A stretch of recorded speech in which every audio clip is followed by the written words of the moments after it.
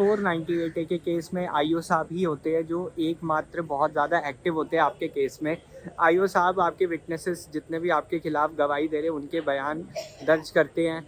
उसके बाद वाइफ को जो है उसकी स्टेटमेंट रिकॉर्ड होती है, वाइफ का मेडिकल अगर है तो वो चीज़ करते हैं, पंचनामा तैयार करते हैं और फाइनली जो है फाइनल रिपोर्ट जो है वो फाइल करते हैं। 173 सीआरपीसी में फाइनल रिपोर्ट जो है फाइल की जाती है। तो जनरली आईओ साहब का बहुत एक्टिव रोल होता है आपके केस में और इसलिए आईओ साहब जो है बहुत ज़्यादा महत्वपूर्ण विटनेस होते हैं 498A के केसेस में। जनरली जो है आईओ साहब जो है ये सब चीज़ें करते हैं। उसके बाद जो है आपका नेक्स्ट स्टेज जो आ जाता है इसमें वो है आपकी क्रॉस एग्जामिनेशन। क्रॉस एग्जामिनेशन में अब क्या क्या क्वेश्चन पूछेंगे इस पे हम जो है गौर फरमाएंगे, बट पहले देखते हैं आईओ साहब की जो है क्या चीज़ है जो करते हैं 498 में। आईओ साहब जो है वन साइडेड रिपोर्ट जो है हमेशा फाइल करते हैं 498A केस में। आप कभी भी चार्जशीट पढ़ेंगे ना तो आपका जो एविडेंस है वो होता ही नहीं है ऑन रिकॉर्ड। हमेशा जो है दूसरी साइड की विटनेसेस की स्टेटमेंट्स रिकॉर्ड जो होती हैं वो है, या जो भी डॉक्यूमेंट्स हैं दूसरे साइड के विटनेसेस के होते हैं। पंचनामा कभी होता ही नहीं है, मेडिकल कभी होता ही नहीं है चार्जशीट में ज़्यादातर केसेस में 498A में। तो यहाँ पे हमारा जो सीधा क्वेश्चंस होते हैं वो ये कि किस मैनर में इन्वेस्टिगेशन कंप्लीट हुई है उस मैनर में पे रहता है। हमेशा जो है उस मैनर पे हम कंसंट्रेट करते हैं। जो सारी स्ट्रैटेजी होती है क्रॉस एग्जामिनेशन में आईओ साहब के विरुद्ध वो सिर्फ उसी मैनर में होती है कि जिस मैनर में जो जितना भी एविडेंस है वो रिकॉर्ड हुआ है उस मैनर में हमारी जो क्रॉस एग्जामिनेशन की जितनी भी स्ट्रैटेजीज हैं वो रहती है। क्यों वन साइडेड इन्वेस्टिगेशन की जाती है, क्यों ऐसी रिपोर्ट कोर्ट में फाइल की जाती है जिसमें सिर्फ एक साइड का वर्जन ही कोर्ट के सामने रखा जाता है और कोर्ट जो है उनके पास एक मजबूरी होती है कि वो एक ही वर्जन को देख के उसी को सच प्राइमा फेसाई मान के, एटलीस्ट प्राइमा फेसाई उसको सच मान के आपके खिलाफ जो है सम्मन्स कार्रवाई आपके अगेंस्ट शुरू कर दी जाती है और आपको जो है सालों साल ट्रायल का जो मुकदमा है वो लड़ना पड़ जाता है। आईओ साहब अगर दो तरफा इन्वेस्टिगेशन करें तो सारे के सारे केसेस जितने भी केसेस हैं वो सारों में एफआर यानी फॉल्स रिपोर्ट ही फाइल की जाएगी, बट ऐसा होता ही नहीं है। तभी जो है आईओ साहब की जितनी भी इन्वेस्टिगेशन की कार्रवाई है उस पर सवाल उठता है। ठीक है, आईओ साहब अपनी जिम्मेदारी जो है वो नहीं निभाते। वो अपना ये कहते हैं कि जी मैं तो जज हूँ नहीं, मैं जज नहीं हूँ तो मैं एफआर क्यों लगा दूँ। एफआर चलो नहीं लगाया तो केस भी तो नहीं बनता, ये भी तो एक सवाल है ना। केस अगर आपका बनता है तो फिर दोनों साइड का आप पक्ष लगाइए ना। अगर दोनों साइड का आप पक्ष लगाएंगे तो एटलीस्ट आपको डिस्चार्ज में थोड़ा सी मदद मिलेगी, क्योंकि वो उसकी चीज़ें ऑन रिकॉर्ड से सामने आएंगी। कई विटनेसेस आपके फेवर में भी बोलेंगे, नेबर्स हैं, फ्रेंड्स हैं, इंडिपेंडेंट विटनेसेस, उनको भी एग्जामिन किया जा सकता है। जब भी 498A का केस होता है वो सब आपके फेवर में बोलेंगे, इसलिए वो एग्जामिन ही नहीं हो पाते कभी भी और आपको जो है डिफेंस एविडेंस में उन सबको एग्जामिन कराना पड़ता है। तो यहाँ पे देखिए कितनी ज़्यादा नाइंसाफ़ी आपके साथ होती है जब भी 498A का केस होता है। और आईओ साहब का रोल जो है वो इनिशियल स्टेज से ही शुरू हो जाता है जब आपके अगेंस्ट एफआईआर होती है। एफआईआर होते ही आपके अगेंस्ट जो आईओ साहब है उनका रोल शुरू हो जाता है। तो ये देखिए पूरा प्रोसेस मैं आपको एक्सप्लेन कर रहा हूँ। अब जब भी कोर्ट में वन साइडेड एक रिपोर्ट तैयार की जाती है उसके बाद क्या होता है कि कोर्ट के पास कोई चॉइस नहीं होती, उसे संज्ञान लेना पड़ता है। जब आप चार्जशीट पढ़ते हैं तो आपको यही लगता है कि सब चीज़ें आपके खिलाफ ही हैं और ऐसे ही जो है रिपोर्ट जो है प्रिपेयर करके आईओ साहब आपकी रिपोर्ट प्रिपेयर करके कोर्ट के सामने वन साइडेड वर्जन रख देते हैं। तभी जज साहब जो है सभी लोगों के खिलाफ जो है संज्ञान ले लेते हैं, जबकि कोई एविडेंस होता ही नहीं है।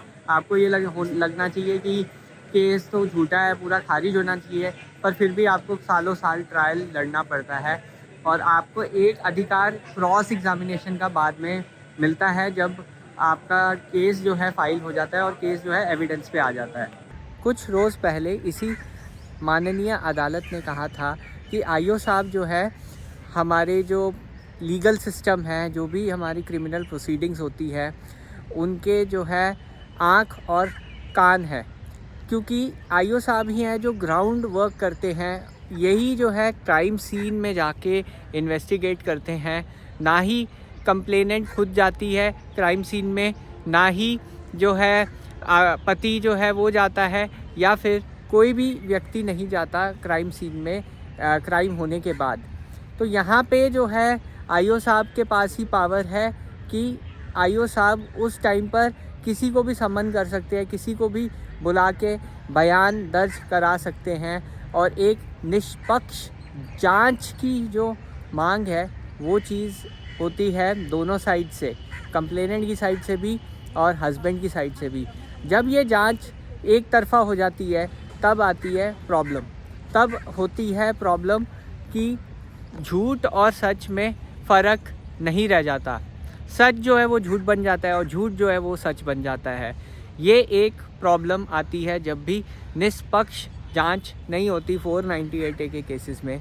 तो ऐसे में कोर्ट जो है हमेशा जो है क्रॉस एग्ज़ामिनेशन की एबिलिटी, आपके वकील साहब की एबिलिटी पे ही भरोसा रखता है कि वो जो है सच जो है आईओ साहब से निकालें, क्यों उन्होंने जो है एक तरफा जांच की, ये इसका रीज़न जो है वो सामने आए, कोर्ट के सामने आए, क्यों इंडिपेंडेंट विटनेसेस एग्ज़ामिन नहीं हुए, क्यों एक जांच जो है वो अधूरी रह गई और सच जो है बिल्कुल सामने नहीं आया कोर्ट के सामने।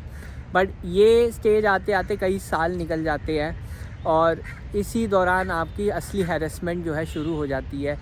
ये एक सच्चाई है इंडिया के लीगल सिस्टम की, क्रिमिनल जस्टिस सिस्टम की, जो कि बार बार हमारे न्यायालयों ने डिसीजन भी दिया है कि पुलिस रिफॉर्म की बहुत ज़्यादा आवश्यकता है, और कई निर्देशों में आईओ साहब की पावर्स पे जो है जजमेंट्स आई हैं। पर आज हम रिस्ट्रिक्ट करते हैं अपनी डिस्कशन की अब क्रॉस एग्ज़ामिनेशन में क्या सवाल पूछें आईओ साहब से। जब भी हम निष्पक्ष जांच की बात करते हैं तब कुछ सवालात दिमाग में आते हैं, तब ऐसा लगता है कि कहीं इनजस्टिस तो नहीं हो रहा, कहीं एक तरफा इन्वेस्टिगेशन के कारण सज़ा तो नहीं हो जाएगी। जी नहीं, कोर्ट्स पे हमें पूरा भरोसा है। कोर्ट्स हमेशा दोनों पक्ष सुनकर ही जो भी डिसीजन है देते हैं। तो यहाँ पे कई सालों बाद बार बार कंप्लेनेंट के साइड की स्टोरी सुनते सुनते कोर्ट आपको एक मौका देता है। मौका है आईओ साहब का क्रॉस एग्ज़ामिन करने का। और जब हम आईओ साहब विटनेस बॉक्स में आते हैं तभी वो जो सवाल जो कई सालों से दफन हो गए थे वो सामने आएंगे। तो पहला सवाल आईओ साहब से पूछा जाएगा कि आपने जो है हस्बैंड के घर गए थे, आपने वहाँ पे नक्शा बनाया, आपने क्या कुछ रिकवर किया वहाँ से? इसका जवाब हाँ या ना में ही हो सकता है। अगर आईओ साहब नहीं गए तो नहीं आएगा। अगर वो बोलते हैं हाँ मैं गया था, तो आप उनसे सबूत मांगिए, आप उनसे बोलिए कि क्या आपने डायरी में एंट्री की थी, क्या जितने भी विटनेसेस आपने एग्ज़ामिन किए क्या वो पुलिस स्टेशन चल के आए थे, आपने उनको कोई नोटिस भेजा था, या फिर आप खुद गए थे उनका बयान करने। तो जितने भी बयान जब भी कोर्ट के समक्ष आते हैं उसका एक तरीका होता है रिकॉर्ड करने का। या तो नोटिस जाता है या आईओ साहब खुद जाएंगे तो फिर वो डायरी में एंट्री करेंगे पुलिस स्टेशन की। हाल ही में मैं अभी ऑनरेबल हाई कोर्ट में था और मैं देख रहा था कि वहाँ पे जज साहब एक ही सवाल आईओ से पूछ रहे थे कि क्या आपने डायरी एंट्री की थी जब आप एक्यूज्ड के घर गए थे या विटनेसेस के घर गए थे, क्योंकि आप ऐसे ही पुलिस स्टेशन से बाहर नहीं जा सकते इन्वेस्टिगेट करने। आपको जो है अपने सुपीरियर ऑफिसर को इन्फॉर्म करना होता है, जो है डायरी एंट्री करनी होती है। जनरली पुलिस नहीं करती ऐसा, जनरली ये लैप्सेस होते हैं। इसी ग्राउंड पे ही आपकी पूरी इन्वेस्टिगेशन फॉल्टी हो सकती है। इसी ग्राउंड पे ही आपसे जो है ये जो इन्वेस्टिगेशन जो भी हुई है, जांच हुई है, ये पुलिस स्टेशन के अंदर ही हुई है। सारे बयान पुलिस स्टेशन के अंदर खुद ही लिखे हुए हैं, पुलिस ने कोई इनिशिएटिव नहीं है। और जनरली ऐसा होता भी है कि जो ये बयान होते हैं पुलिस स्टेशन के अंदर ही लिखे जाते हैं, और अगर पुलिस गई है, कंप्लेनेंट के यहाँ गई है या उसके विटनेसेस के यहाँ गई है, तो उसका पूरा ब्यौरा होता है। अगर वो ब्यौरा नहीं है तो कोर्ट यही एज्यूम करेगा कि सारी जो इन्वेस्टिगेशन है वो फर्जी है। तो यहाँ पे हम एक प्रॉपर इन्वेस्टिगेशन की बात कर रहे हैं 498A के केसेस में, जो कि हमेशा पहले तो मैंने आपको बताया वन साइडेड होती है, और अब मैं जो बता रहा हूँ क्वेश्चंस, उसमें ये चार सवाल भी आप पूछ लेंगे ना, पूरी की पूरी इन्वेस्टिगेशन वहीं की वहीं धरी की धरी रह जाएगी। फिर आपने कोई रिकवरी की स्त्रीधन एलेज कर रही है वाइफ की, स्त्रीधन जो है हस्बैंड के पास है, क्या आपने हस्बैंड के घर गए, क्या आपके पास सर्च वारंट था वहाँ पे जाने के लिए, क्या आपने जो है सर्च किया वहाँ पे, क्या आपने पंचनामा प्रिपेयर किया, क्या कोई रिकवरी हुई? तो ये सब क्वेश्चंस जो हैं आपको आईओ को पुटअप करने होंगे। कंप्लेनेंट ने इंजरी जो है एलेज की, क्या आपने कंप्लेनेंट का मेडिकल कराया? चलो इंजरी पुरानी थी, आप फिर भी निशान विशान तो होगा, उसके लिए तो मेडिकल आप कराओगे ना। क्या आप कंप्लेनेंट को मेडिकल कराने ले गए? नहीं। तो ये सारी जो वन साइडेड स्टोरी है। फिर आप ये पूछ सकते हो, क्या आपने एक्यूज को समन किया? क्या आपने जो है एक्यूज की स्टेटमेंट्स रिकॉर्ड की, चार्जशीट के साथ लगाई? ये सब सवाल जो हैं, जो कि दफन हो गए थे कई सालों की ट्रायल में, कई सालों में विटनेसेस के बयानों में, आज सामने आईओ साहब के सामने खड़े हैं, और इन सब का जवाब ना होगा। देख लेना, कुछ भी कंप्लायंसेस नहीं किए जाते। तो ऐसी फॉल्टी इन्वेस्टिगेशन पे एक्विटल तो मिलेगा ही मिलेगा आपको। आपको जो है ये भी सवाल पूछने हैं, क्या हस्बैंड ने प्रपोज किया था कि ये विटनेसेस हैं, आप इनको एग्जामिन कीजिए?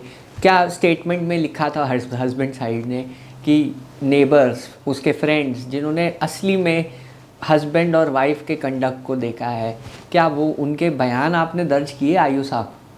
नहीं किए, क्योंकि आपने जो है, आपको चार्जशीट फाइल करने की आपकी जल्दी थी, आपको जल्दी से जल्दी चार्जशीट फाइल करनी थी, इसलिए आप ये सारी चीज़ें जो है कंप्लायंसेस नहीं कर पाए। तो ये सारे जो प्रश्न मैंने आपको बोले, ये बहुत बहुत इम्पॉर्टेंट है, और बहुत कम वकील जो हैं आज की डेट में आईओ साहब आते हैं, ये प्रश्न पूछते ही नहीं है, इतने इम्पॉर्टेंट प्रश्न। और ये प्रश्नों की वजह से ही आपका केस आपके बिल्कुल फेवर में आ सकता है। आपको पता है, एक क्रिमिनल ट्रायल में प्रोसिक्यूशन के ऊपर बर्डन होता है कि वो प्रूव करे बियॉन्ड रीजनेबल डाउट, कोई शक नहीं होना चाहिए कि ऑफेंस जो है हस्बैंड ने ही किया है। और यहाँ पे तो इतने सारे आपके पास लूप होल्स हैं, इन्वेस्टिगेशन में लूप होल्स हैं कि शक तो दूर, यहाँ पे तो कुछ हुआ ही नहीं है। सारी रिपोर्ट एक कहानी की तरह है, और कहानियाँ कोर्ट ऑफ लॉ में नहीं चलती। आपको हार्डकोर एविडेंस कलेक्ट करना होता है, तभी आईओ जो है वो अपॉइंट होते हैं एक केस में। इतनी एक्टिव इन्वॉल्वमेंट, इतना ज़्यादा एक्टिव रोल होता है आईओ का, पर कुछ नहीं होता 498 के केस। मजाक चल रहा है देश में इन्वेस्टिगेशन के नाम पे, और ये कंटिन्यू चलता ही रह रहा है। बहरहाल हमारा उद्देश्य ये है कि आप लोगों को पूरा गाइड करना कि कैसे जो है ये ट्रायल चलता है, प्रैक्टिकली कैसे ये आप इन सब चीज़ों को सामना करें। बहरहाल वीडियो देखने के लिए बहुत बहुत धन्यवाद। अगर आपको ये वीडियो पसंद आई है तो प्लीज़ मेरे चैनल को सब्सक्राइब कीजिए, वीडियो को लाइक कीजिए। धन्यवाद, थैंक यू वेरी मच।